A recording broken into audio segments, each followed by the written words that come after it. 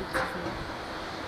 Elisabeth Sibeux, vous dirigez le service études de la direction de l'eau du Grand Lyon. Expliquez la politique de la collectivité en matière d'infiltration et décrivez le parc Caplan dans lequel nous nous trouvons qui sert à infiltrer des eaux. Donc le Grand Lyon en fait a pour mission d'alimenter en eau potable l'ensemble des habitants du Grand Lyon, donc 1 300 000 habitants. Et pour cela, on se sert de nos réserves souterraines, donc qui sont alimentées par le Rhône ou qui sont alimentées par la pluie. Et du coup, réinfiltrer les eaux de pluie, c'est une façon de réalimenter nos nappes souterraines et de les garder finalement en quantité suffisante pour nos habitants et pour les générations futures. Donc la politique d'infiltration des eaux pluviales, c'est une politique qui a toujours été conduite dans cet objectif de renouvellement des nappes et aussi dans un objectif de ne pas connecter ces eaux de pluie vers les stations d'épuration, puisqu'elles n'ont rien à faire dans une station d'épuration, qui ne saura pas les traiter, et puis parce qu'elles aussi elles représentent des quantités bien trop importantes en fait à gérer, qu'on ne sait pas gérer dans ces ouvrages-là.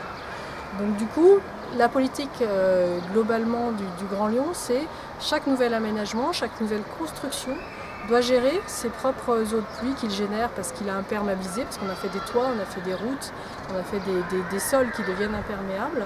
Donc doit compenser cette imperméabilisation par une réinfiltration de ces eaux de pluie au plus près, si possible, de la production, puisque plus on est près de la production et plus on va avoir des eaux de pluie de bonne qualité qui n'auront pas été polluées par un cheminement dans un caniveau, dans un égout ou dans d'autres choses.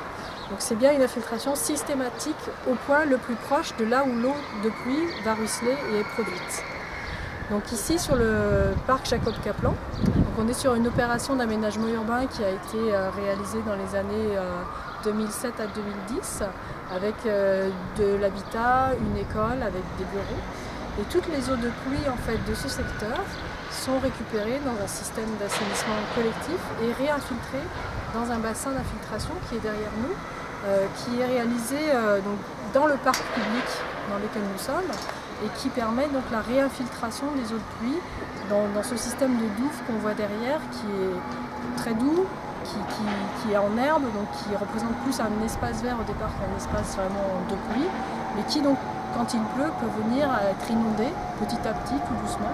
L'eau va monter en fait dans la douve et puis va s'infiltrer gentiment petit à petit et disparaître à nouveau dans le sous-sol.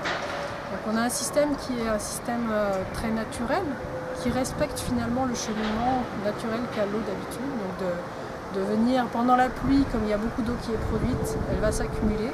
Puis dès que la pluie va s'arrêter, elle va petit à petit s'infiltrer, redescendre dans le sous-sol et aller réalimenter la nappe pour nous et pour nos générations futures. Alors ce parc a aussi d'autres fonctions finalement. La pluie ou l'infiltration de l'eau a apporté des services aux habitants en quelque sorte, des usages aux familles, aux enfants.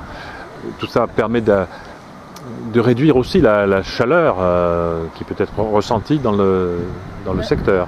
Effectivement, l'infiltration des eaux de pluie, ça permet aussi de créer ces espaces de fraîcheur, ces espaces verts qui vont pendant l'été en fait permettre de créer suffisamment de frais, d'ombre aussi grâce aux arbres qui vont y vivre pour qu'on puisse faire face à ces problématiques d'îlots de chaleur qu'on a en ville, de canicule qu'on a parfois à Lyon. Il y a quand même, tous les étés à Lyon, on a au moins une semaine, voire deux, où il fait entre 30 et 40 degrés. Et on est content d'avoir un parc à proximité et d'avoir des arbres qui vivent bien, qui sont bien alimentés par la pluie, pour pouvoir s'y réfugier et rester à l'ombre et rester au frais.